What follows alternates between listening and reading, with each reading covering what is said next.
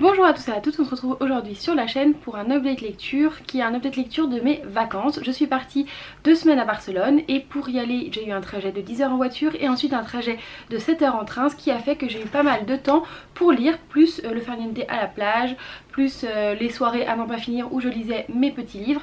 Donc j'ai pas mal eu de lecture à vous présenter, que je vais vous présenter donc maintenant. Pour la plupart je les ai pas avec moi parce qu'il y en a une que j'ai laissée à ma soeur qui a continué son périple en Espagne et du coup elle est partie avec mon livre. Un autre que j'ai laissé carrément sur place parce qu'il m'a tellement pas plu que je voulais pas m'encombrer avec mes bagages avec ce livre là. Et d'autres qui se trouvent là, mais en tout cas j'ai tout sur l'application Babelio donc je peux vous en parler et je vous mettrai une image ici, ce sera plus facile pour moi.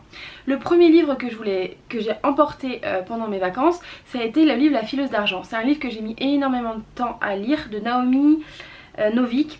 C'est un livre que j'ai mis énormément de temps à lire, je crois que je l'ai mis un mois à lire, ça m'a presque... Ouais, j'ai lu que ça quoi, j'avais vraiment une sorte de... Certains diraient une panne de lecture, non c'est juste que ce livre m'a accompagnée pendant super longtemps alors qu'un livre comme ça... Là par exemple hier le même nombre de pages je l'ai lu en 2 jours, j'ai terminé hier un des livres. Donc voilà, le premier livre de La fileuse d'argent c'est l'histoire de... C'est une réécriture d'un conte russe il me semble. Donc il y a la neige, il y a des super histoires un peu fantastiques. C'est l'histoire de 3 femmes, un destin de 3 femmes. J'ai pas envie de vous faire le résumé, vous avez qu'à regarder, on en parle partout, faut regarder sur internet. Mais en tout cas pour faire un résumé très rapide sans trop perdre de temps, c'est l'histoire d'une jeune fille où son père était prêteur sur gage. Et en fait il mettait les gens dans la pauvreté, sa famille dans la pauvreté parce qu'il prêtait l'argent mais après il n'avait pas le récupérer. Donc elle décide de prendre les choses en main et d'aller faire... de prendre le pas sur son père et finalement de reprendre l'affaire familiale. Donc il y a cette histoire de cette jeune fille là qui va finalement se mêler sans le vouloir aux Stark. Les Stark qui sont... ça fait penser, vous savez dans Game of Thrones les marcheurs blancs, voilà c'est un peu ça pour moi, qui sont les dieux de l'hiver entre guillemets et qui font pas mal de dégâts chez les humains. Et bref, c'est ce destin entre ces deux, entre le roi Stark et elle vont se mêler et il y aura d'autres personnages qui vont arriver, il y aura des histoires de magie, de neige, c'est vraiment super intéressant. J'ai pas envie de vous faire le résumé en long, alors j'ai un travers parce que c'est assez connu etc. Mais voilà pour ce livre là qui a été un 4,5 sur 5, c'est un livre que j'ai beaucoup aimé mais qui a duré très longtemps, c'est vrai dans ma lecture. J'ai mis un temps monstre à le lire, pourtant quand j'y retournais dans cette lecture je l'appréciais, j'aimais vraiment ce que j'étais en train de lire. Mais les actions sont très longues à se mettre en place, ouais c'est vraiment un livre qui prend beaucoup son temps. Et pour certains ça a été des abandons, notamment pour Kimi Collection qui a pas réussi à se retrouver dans cette lecture, à pas être suffisamment... vous savez ça s'est pas enchaîné suffisamment vite pour ne pas que ça décroche. Et je comprends parce que moi j'ai mis du temps à lire ce livre. Mais en fait c'est vraiment un livre que j'ai adoré, que j'ai pris le temps de lire et qui m'a accompagnée et qui était vraiment super sympa. Il y a peut-être un problème de rythme selon moi c'est vrai, mais j'aime tellement l'ambiance, la neige, l'hiver, la magie etc. que c'est vraiment un livre que je vous conseille et que je trouve super intéressant. J'avais déjà beaucoup aimé Déraciné de cette même autrice et c'est vrai qu'il y avait aussi un problème selon moi de rythme dans son roman, mais c'est quelque chose que j'apprends à aimer à travers ses œuvres parce que c'est tellement intéressant, je trouve ça tellement bien, je trouve ça tellement immersif comme histoire que moi en fait à chaque fois j'adore. Voilà, donc c'était le premier livre que j'ai pu lire pendant ces vacances, en tout cas que j'ai fini pendant ces vacances. Et après ça je voulais un livre qui soit assez rapide, pas trop compliqué, pas trop prise de tête, parce que je venais quand même passer de 1 mois sur un pauvre livre pas très gros quoi. Du coup je me suis mis à lire Beautiful Disaster qui est un classique de la romance que j'ai vu partout etc. J'avais très peur avant de me lancer parce qu'en ce moment je me rends compte que la romance, j'aime la romance, je veux que la romance soit partout, mais un livre exclusivement romance... En plus celui-là était un peu vieux, j'avais peur des clichés qu'on pouvait retrouver, j'avais peur de pas... En fait juste une romance ne me suffit plus, c'est pour ça que j'aime bien la romantésie, c'est la romance dans les fantastiques où il y a plus que de la romance en fait, pour pouvoir capter mon attention très longtemps et pas juste une histoire d'amour. Mais j'avais envie d'une petite romance au bord de la plage, l'été, je trouvais que c'était pas mal. Donc j'ai pris ce classique, c'est l'histoire d'un jeune garçon qui fait des combats de boxe pour gagner de l'argent illégaux et une jeune fille qui va se retrouver à un de ces combats de boxe et finalement ils vont avoir une relation entre les deux. C'est le bad boy torturé et elle pour une fois c'est pas forcément la petite prude pas torturée. Et ça j'ai trouvé ça intéressant que pour une fois ça ne soit pas une petite vierge effarouchée. Est-ce qu'elle est pas vierge ? Elle est forcément vierge, mais en tout cas elle n'est pas effarouchée. Elle a quand même un background derrière elle, des problèmes et des histoires, donc ça c'était le point positif. Mais hélas on a retrouvé tous les clichés de la romance. Après c'est parce que je crois que c'est assez vieux quand même, mais j'ai mis 2 étoiles sur 5 parce que ça m'a fait passer un bon moment, mais parfois j'ai C'est trop bizarre avec ce livre. Parfois j'avais grave envie de l'abandonner, je me disais la page là d'après, le chapitre j'abandonne, et paf ils arrivaient à me renchaîner sur quelque chose qui me maintenait et ça me replongeait dans ma lecture. Mais quand j'ai terminé le livre au final je me suis dit putain ça a été... Punaise pardon, ça a été une vraie galère à lire finalement parce que trop de clichés, trop de bons sentiments, soit disant que c'est un bad boy mais en fait pas du tout. Elle finalement elle est compliquée et c'est vraiment genre fuis-moi je te fuis et suis-moi je te suis. Fuis-moi je te suis et suis-moi je te fuis, mais sans raison, sans profondeur, et ça a été vraiment une grosse déception. Donc je l'ai laissé à Barcelone, paf paf paf, on n'en veut plus de ce livre, c'est pas grave, on passe à autre chose. Ensuite, pour mon anniversaire, j'avais eu le roman Un palais d'épines et de roses de la série ACOTAR. Trop connu, tout le monde adore, du coup j'avais lu ce premier tome et j'avais été déçue, je vous explique. Quand j'ai commencé, mais je crois que ça a fait ça pour pas mal de monde, quand j'ai commencé ce livre, je me suis dit ouais c'est bien mais la romance je trouve qu'elle est plate et puis pourquoi en fait ça a fait tout un sketch sur ce livre là, je le trouve pas ouf non plus, qu'est-ce qui s'est passé quoi. Et en fait j'ai tout compris, parce que quand on arrive vers le dernier quart du livre, là c'est une explosion d'aventure, une explosion de... comment on peut dire ? On est plongé dans une histoire qui prend un tournant mais complètement différent de ce qu'on avait pu croire au début. Ouais, il prend un virage à 90 degrés, 80 ou 150 degrés, je sais pas comment on dit. Il prend un de ces virages et ça tient plus du tout la même chose. C'est plus plat, c'est haletant, c'est palpitant, c'est génial. Du coup, je me suis précipitée sur le tome 2 et je l'avais avec moi. Oui, je crois que je l'ai là, le tome 2. Un palais d'épines et de roses, là. Et... vous voyez pas qu'on me redoit, derrière le Polaroid Hello Kitty, il est là, je l'avais emmené pendant les vacances et je peux vous dire que ça a été une pépite. Ça a été une pépite. Donc c'est une réécriture de, si vous connaissez pas, c'est une réécriture du conte de la Belle et la Bête, en tout cas au début, après ça prend un virage complètement opposé, mais mon dieu que j'ai apprécié cette lecture. Je suis encore bouleversée par cette lecture, j'adore et j'attends le tome 4 qui va être traduit, ou le 5 sur Nesta, je l'attends avec impatience parce que vraiment. Donc c'est l'histoire d'une jeune mortelle qui un jour tue une faille sans faire exprès et du coup le pote de la faille arrive et il dit oh mon dieu t'as tué mon pote, une vie contre une vie, je t'emmène dans mon univers, dans mon château. Et en fait il tombe amoureux et on découvre après plein de choses. Forcément Belle et la Bête, une malédiction, etc.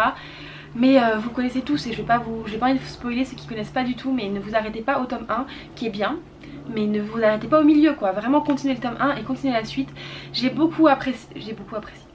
apprécié énormément ma lecture, c'est un univers que j'adore, mais on peut pas dire que tout est beau, tout est rose parce que ce serait voilà. Pour ceux qui connaissent, ils vont reconnaître Feyre qui est la protagoniste principale. J'aimais bien parce qu'elle est pas toute, comment on peut dire, si elle est quand même super héroïque, badass, oui c'est ça qui est bien, que tout le monde aime bien, c'est une femme badass, super héroïque qui fait plein de choses pour sauver les gens qu'elle aime, etc. et ses amours, donc c'est génial. Mais encore une fois je trouve qu'elle est, encore une fois, un héros qui est très linéaire, très blanc en fait, il a pas vraiment de nuances, ça peut pas être un égoïste des fois qui a peur pour sa pomme, quoi qu'elle l'a eu un petit peu, mais vous voyez toujours dans le don du sacrifice, alors qu'un humain, genre nous on se retrouve dans ce monde de failles, excuse-moi, on flippe notre race et on n'est pas là en train de buter tout le monde en disant ouais Pompilov je vais sauver l'amour de ma vie. Non, on a peur, enfin je trouve que c'est encore un peu trop héroïque sur ce coup là. Et le personnage de, comment on prononce son prénom, Ruisande, le bad boy méchant, je me suis dit trop bien, on a un bad boy méchant. Et vous connaissez la suite, j'ai été encore déçue qu'on ne puisse pas pour une fois avoir un personnage qui soit pas super quoi, qui soit pas tout blanc. On pourrait pas avoir un personnage qui est présenté comme un salaud et qui reste un salaud, parce qu'un salaud n'est pas que un salaud, une personne peut faire des choses mal en étant une bonne personne. Non là il fallait tout excuser, il fallait que tout se passe bien, finalement en fait c'est tout le monde est gentil, tout le monde est beau, tout le monde est mignon. Bah moi ça m'a déçu, j'ai envie que quand on met dans l'optique que quelqu'un est pas sympa, et ben il le soit pas sympa et qu'il porte ses coronesses et qu'il ne soit pas sympa, qu'on lui trouve pas 3000 excuses, parce qu'on pourrait l'apprécier quand même, parce qu'on pourrait comprendre pourquoi il a pas été sympa certes, mais pas lui trouver toutes les excuses du monde. On pourrait dire ouais bah là il a fait de la merde, et je trouve que j'ai bien trouvé quand même avec bon si les gens vous l'avez pas lu faites attention à ce que je veux dire, mais avec Tamlin je trouve qu'on a bien trouvé ce sentiment là qu'il fait de la merde et finalement bah, il fait de la merde, ça c'est bien. Mais j'ai trouvé encore une fois qu'on a trop enrobé nos héros dans un truc épique, héroïque, où ils sont tous tout beaux, tout gentils, trop courageux, ils s'adorent, ils sont trop linéaires, ils sont trop blancs, ils sauvent le monde, ils se sacrifient.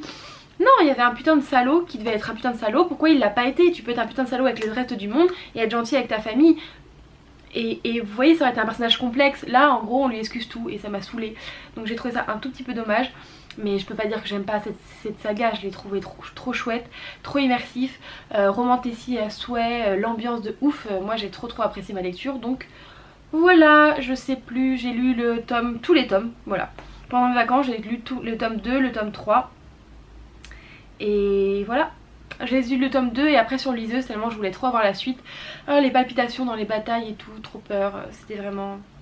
Je me couche à 4 h du matin pour finir mon livre, j'ai adoré. Donc je l'ai mis 5 étoiles, bah voilà, j'ai même pas eu de nuance avec ça, j'ai mis 5 étoiles, c'était du feu de Dieu. Ensuite, j'ai lu Dans les yeux de Lia que je viens de revendre sur Vinted. J'ai sorti et lu cette série parce que je m'appelle Lia avec un I, mais l'héroïne s'appelait Lia avec un Y et du coup je me suis dit c'est moi. Pour une fois qu'il y a une héroïne qui a mon prénom, je veux trop lire ce livre. Et puis c'est une BD. J'avais grave envie de J'avais grave envie de lire cette BD parce qu'en plus les dessins sont très beaux et parce qu'elle s'appelle Lia tout simplement. Donc je me suis procuré les 3 tomes. Je pense à ça, mais là il y a un nouveau livre, je crois que c'est... je sais plus, j'arrête pas de le voir, il va être traduit en français. Et l'héroïne elle s'appelle Lia avec un I cette fois. Vous savez où c'est une fille qui s'enfuit parce qu'elle veut pas se faire marier. Et en fait il y a l'assassin et son époux qui finalement elle a fui, qui partent à sa recherche. Et bah elle s'appelle Lia, donc forcément je vais le lire. Pourquoi? Parce que je suis bizarre, j'aimerais bien être représenter mon prénom, ça va me faire plaisir. Donc tout ça pour dire que j'ai lu Dans les yeux de Lia. Et en fait j'ai pas grand chose à dire sur cette lecture. Les dessins sont très beaux, l'histoire est sympa, mais en fait je suis pas du tout habituée au format BD. Du coup c'est vrai que je trouvais ça assez creux en fait, pas très approfondi et l'histoire un peu facile. Mais je pense que c'est aussi le format BD qui veut ça, parce qu'on peut pas on peut pas développer les sentiments, on peut pas développer l'action de ouf. Peut-être qu'il faut plus se laisser emporter par les dessins, alors que moi mon regard reste quand même vachement fixé sur les bulles en fait, sur le texte. Donc j'ai trouvé que c'était un peu léger comme lecture, mais que c'était tellement beau les dessins que je le conseille quand même. Mais moi ça me laisse pas une marque indélébile. La fin je la trouve un peu facile. Mais je trouvais ça sympa que l'handicap soit représenté, l'histoire était belle, j'ai bien aimé les personnages, j'ai adoré les dessins, donc voilà, je sais pas combien j'ai mis comme étoile, j'ai rien mis, mais j'ai bien aimé. Et enfin, j'ai lu 365 jours, le tome 1.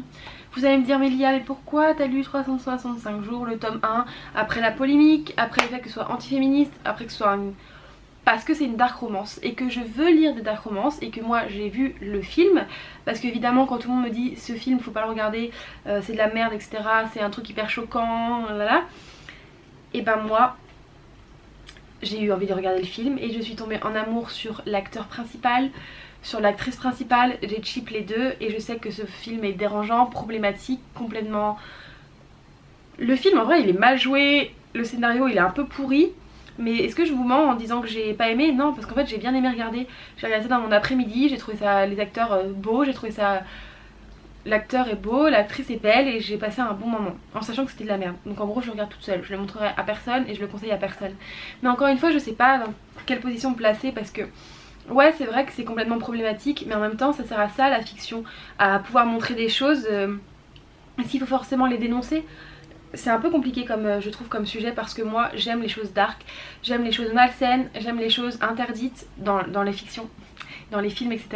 J'aime quand on pousse le trait très loin et je vis des choses que je ne vivrais pas dans la vraie vie. Et c'est pas parce que je regarde un film sur la guerre que j'ai envie d'aller faire la guerre. C'est pas parce que je regarde une histoire d'amour problématique que je veux une histoire d'amour problématique. Je pense avoir la maturité nécessaire pour me dire que c'est pas la vraie vie, que tu peux pas tomber amoureuse de quelqu'un qui t'a volé même s'il est très beau et très riche, que si la personne t'a pris sans ton consentement, tu ne peux pas tomber amoureuse d'un psychopathe. Mais ça je le sais. Et du coup moi je regarde la série avec le film et du coup le livre je le lis avec un recul nécessaire. Sauf que comme dirait ma soeur, ça fait quand même la culture du viol et ça entretient cette culture du viol. Et notamment il y a des gens qui n'ont pas ce recul nécessaire et il y a des gens qui vont prendre ça pour la normalité. Et c'est encore valider la croyance, enfin remettre dans les cerveaux des gens que le bad boy violent c'est quelque chose de sexy, alors que dans la vraie vie en fait c'est juste pas drôle. Dans la vraie vie c'est juste grave, c'est juste dangereux, c'est juste impossible à avoir, et qu'il y a trop de femmes qui sont prises dans un schéma déjà de pervers narcissiques etc, ou d'hommes d'ailleurs, mais de relations toxiques pour qu'on puisse s'en amuser par la télé ou par les livres. Mais moi je ne le vis pas dans la vraie vie et ça ne me dérange pas de le retrouver dans les livres parce que c'est à travers les livres qu'on vit des émotions, qu'elles soient positives, négatives, qu'on apprend des choses qui soient positives ou négatives. Après c'est à nous de nous faire notre propre avis et parfois c'est juste un temps de divertissement en fait. Et on aime bien être bousculé dans nos croyances, on aime bien être bousculé par des choses choquantes. Moi personnellement j'aime bien être dérangée, j'aime bien quand on pousse les limites, j'aime bien quand ça va trop loin.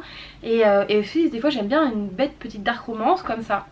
Et du coup c'est dans cette optique là que je me suis dirigée vers 365 jours et je me suis dit c'était tellement nul le film dans le scénario, peut-être que le livre il est grave bien écrit.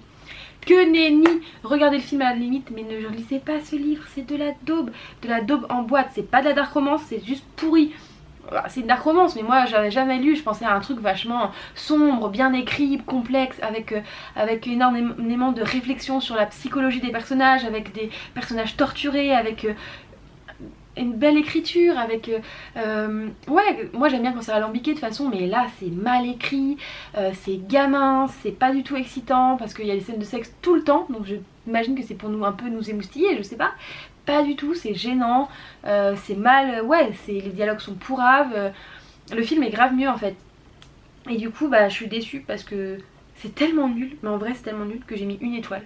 Pourquoi j'ai mis une étoile? Parce que je l'ai pas abandonné. Mais franchement, peut-être que je mettrais 0 étoile parce que c'est trop nul. C'est trop nul. Je sais même pas vous dire à quel point. Attendez, ne soyez pas choqués ceux qui aiment bien. Hein. Parce que moi il y a des romances des fois qui sont un peu faciles etc, pas très bien écrites que j'ai kiffé, mais elle non en fait, ça n'a pas marché avec moi, ça l'a pas fait, en plus je connaissais déjà l'histoire et je trouvais ça tellement moins bien fait par rapport au film. Je trouvais que c'était une gamine, elle c'était une gamine, lui c'était un psychopathe, mais pas du tout intéressant, pas du tout approfondi, pas du tout recherché. L'histoire elle était super courte, ça allait trop vite, ouais il veut lui faire un gosse et tout mais c'est horrible, il veut lui faire un gosse sans lui dire. Mais il est... Pourquoi ça me choque plus? C'est trop bizarre. Ça me choque plus qu'il veut lui faire un gosse sans lui dire qu'il la kidnappe. Mais parce qu'un gosse après tu l'as à vie. Bon bah kidnapper en même temps t'es choqué à vie mais... Putain le mec c'est un psychopathe complètement débile. Et elle c'est une gamine. Et c'est... Je déteste ce livre. Je le déteste. Donc on finit sur cette note pas du tout positive. Mais ne lisez pas 365 jours. Mais fuyez les amis, fuyez parce que... Trop nul quoi. Voilà, c'était donc mes petites lectures des vacances. J'espère que cette vidéo vous aura plu. Et là j'ai lu Forbidden hier, mais je vais vous le mettre pour le prochain update lecture. Et je suis en train de lire N'oublie jamais de Colleen Hoover. Et voilà, ce sont mes lectures en cours.